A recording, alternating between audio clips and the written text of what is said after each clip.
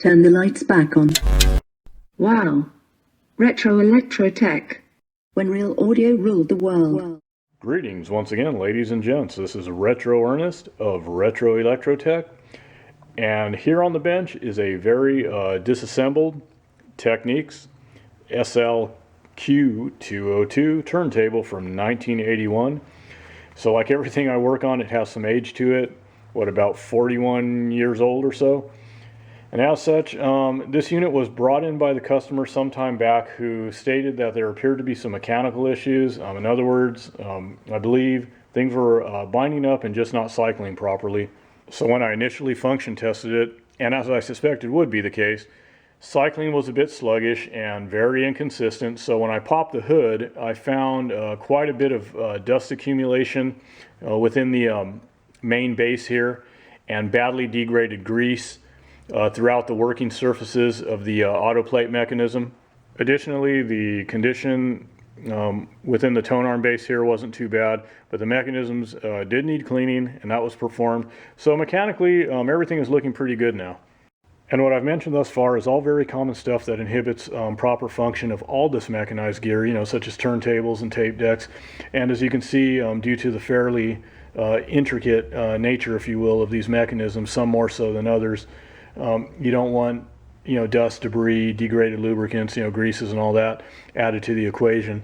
And I've cleaned everything properly, re-lubricated everything properly as far as the tone arm base and autoplate mechanism is concerned, so I don't have any old grease I can show you. But over here I haven't serviced this portion of the deck, and I don't know if there's any, if I can find a smear of old grease on this lever over here. Might be able to. Yeah, a little bit, just a smear. Can't really see it, but I don't know if you can notice how sticky that is. Okay, so this old degraded lubricant, this grease, becomes more of an an adhesive than a lubricant. So I bring this stuff up periodically so that perhaps new viewers will understand what's involved with servicing this old gear. And there's also a host of other considerations that I won't get into in this video in the interest of time. But the point is, everything has to be done properly. The stuff needs to be all stripped and properly cleaned. The appropriate lubricant, grease, needs to be reintroduced to only the working surfaces. You don't want to just go hog wild and start applying grease everywhere where it doesn't belong, and you don't want to apply too little or too much, and I bring this up all the time. But anyways, I wanted to just bring this up real quick before moving on. So before moving on with the reassembly, I want to quickly point out the basic function of the autoplate mechanism, just to emphasize the interdependency of these parts, as you can obviously see from the way they're interconnected. And what we're looking at is the main gear assembly.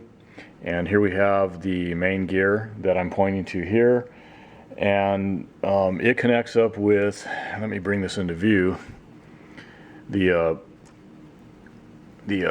platter gear here, or excuse me, the spindle gear.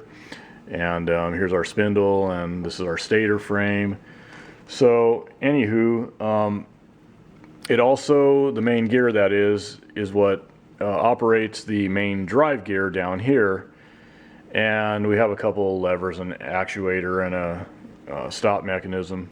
And you can see how this main gear assembly links up with the main cam and its overall assembly via these rods you see, which again interconnect the assemblies.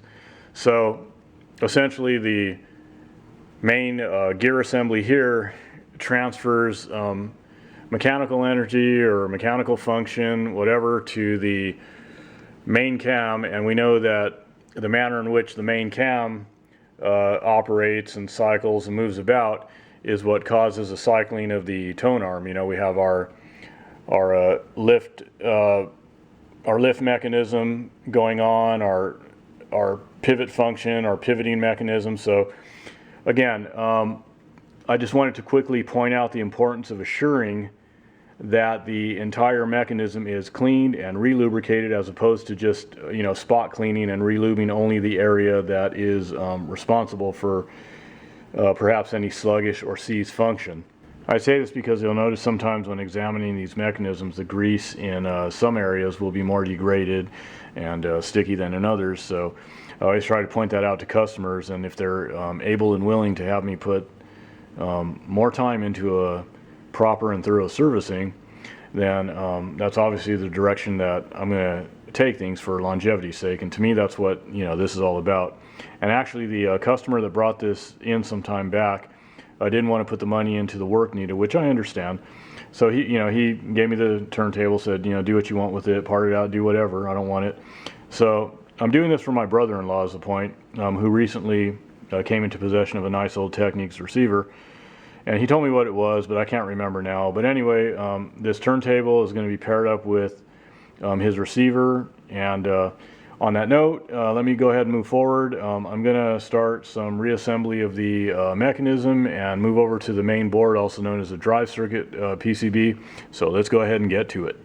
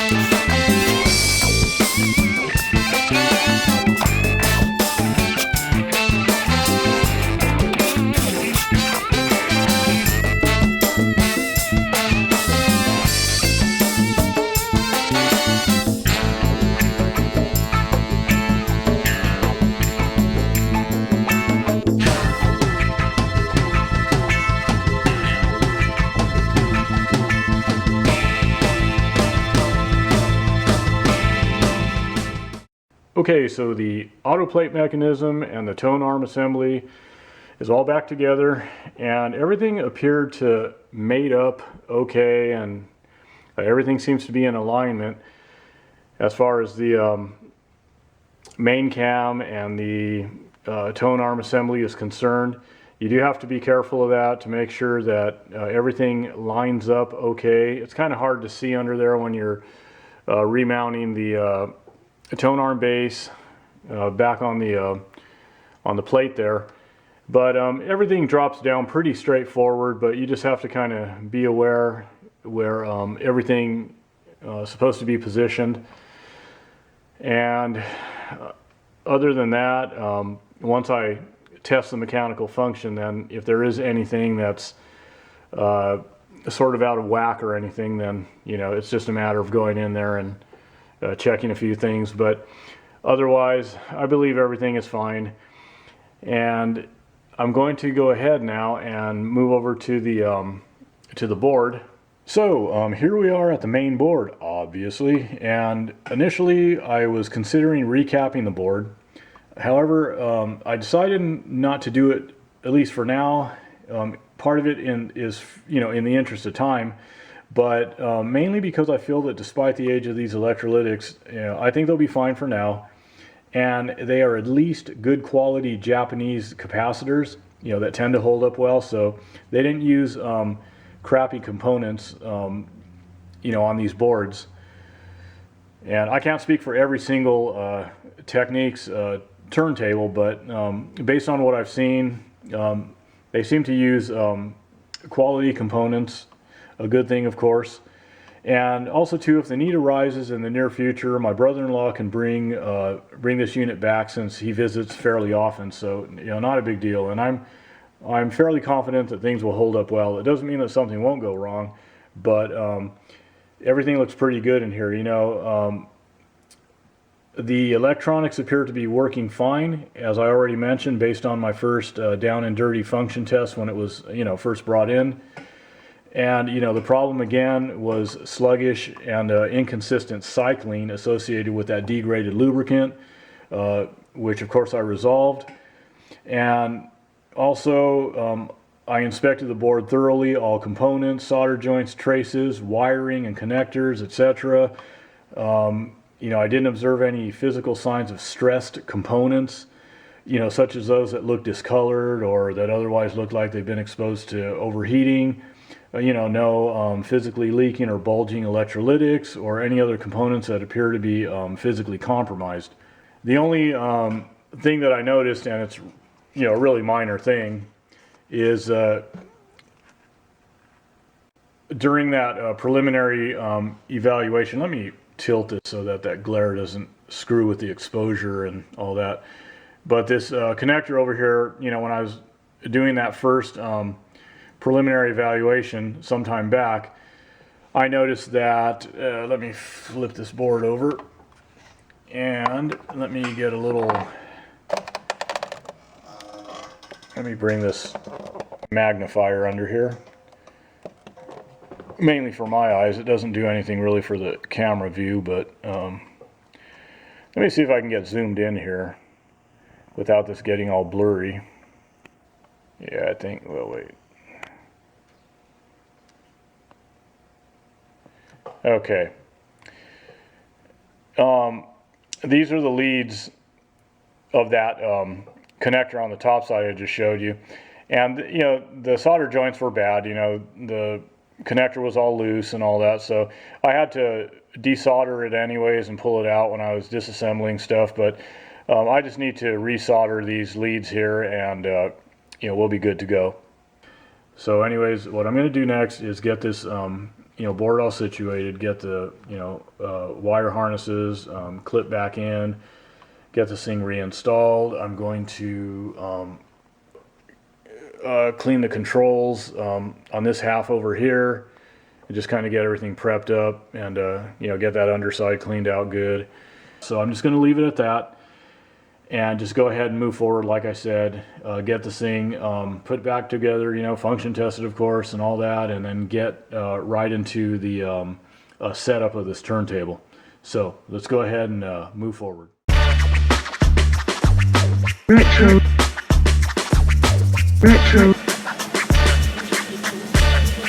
Electrotech.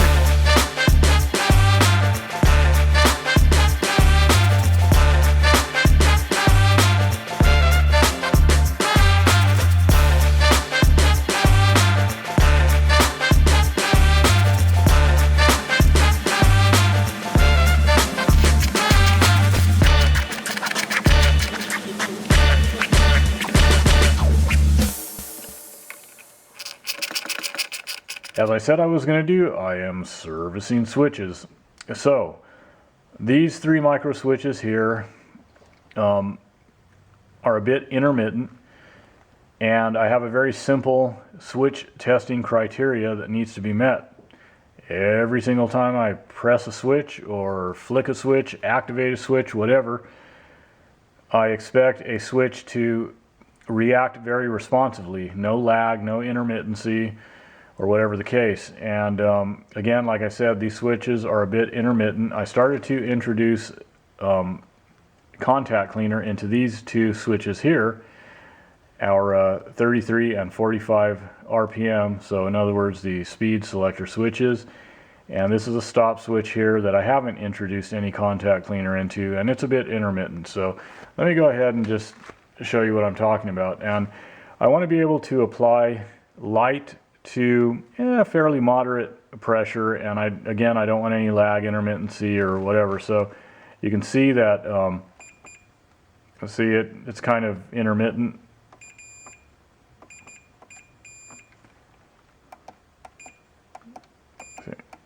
See it like skips a beat, and if I hold it down, see I'm holding it down. Now I have to press much harder. See, and I just cut out again while I'm holding it down. So it's a bit intermittent, and over here again, the switch that I introduced some lubricant into, and I have to work these a little bit more. I still want to flush them out a few more times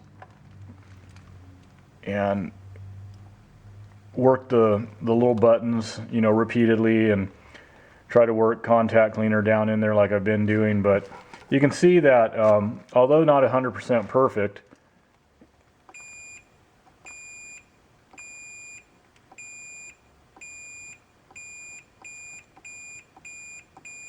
it's obviously a lot better. So that's about it. These switches are fairly easy to access on this unit here.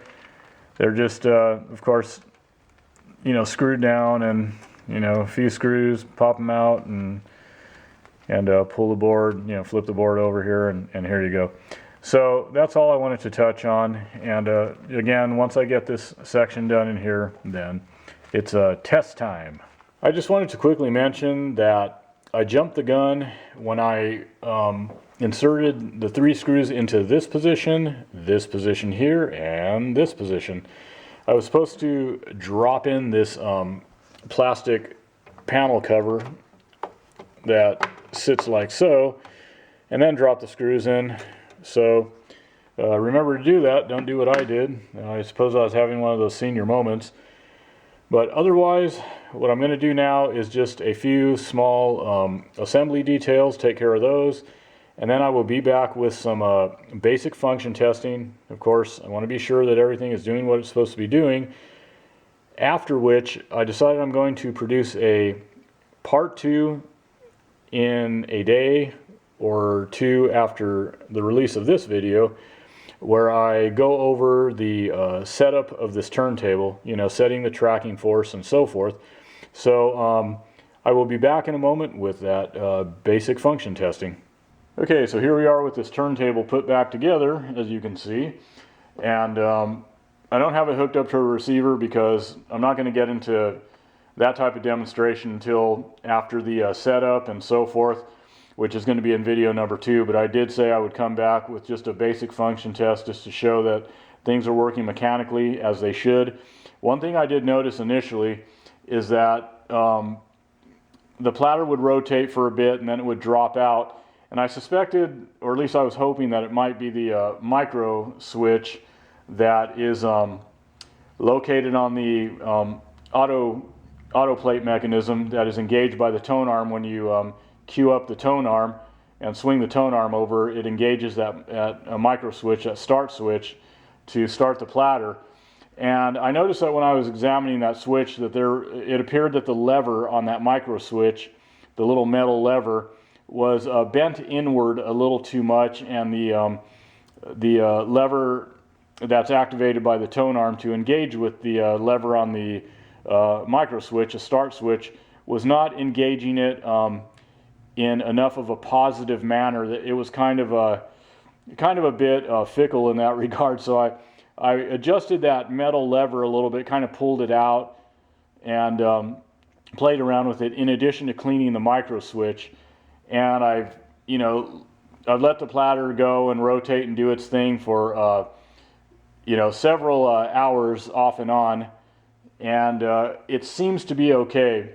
So I'm going to keep testing it though, and testing it while I'm doing the setup and so forth, and filming that, and then I'll let it go and let it go and let it go some more before I turn this thing over to my brother-in-law. But anyways, so the queuing and everything is doing what it's supposed to be doing. Let me go ahead and move it over. And so as you can see, everything is rotating nice. And zoom in for a closer look there.